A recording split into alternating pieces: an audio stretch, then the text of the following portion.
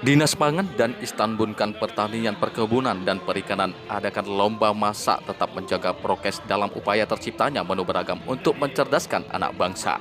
Kegiatan setidaknya pemberdayaan masyarakat dalam mempersiapkan dirinya, pemahamannya, manfaat gizi bagi perkembangan kecerdasan anak dan generasi Aceh yang lebih baik.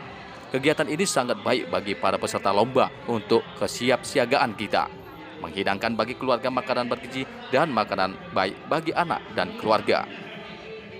Hadir pada kesempatan pembukaan lomba tersebut, Wali Kota Subul Salam, Kadis Pertanian Perkebunan, Kadis Tanaman Pangan, Ikatan Adiaksi Kartini Kota Subul Salam, Persid, dan ibu-ibu Bayangkari Polres Subul Salam. Substansi kegiatan lomba masak ini terciptanya menu beragam bergizi seimbang dan aman, pesan dinas. Pangan ini dikuatkan dalam kegiatan Dinas Pangan akan pentingnya penguatan tanaman pangan Kota Subul Salam termaktub juga dalam sasaran kegiatan Dinas Pangan yang direncanakan untuk tahun 2022 nantinya.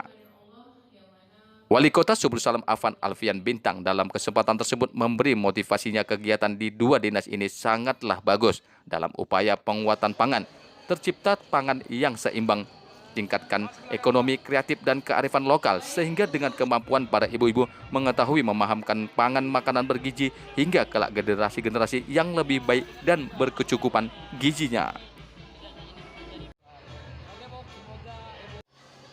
Pengumuman dari Dewan Juri Idar Meyati yang ditunggu-tunggu peserta lomba masak akhirnya pukul 13.00 waktu Indonesia Barat diumumkan.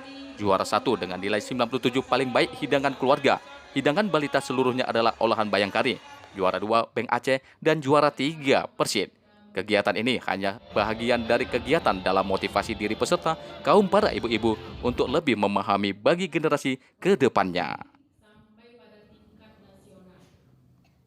Dari Subul Salam, Malik News TV Muhammad Yantoro melaporkan.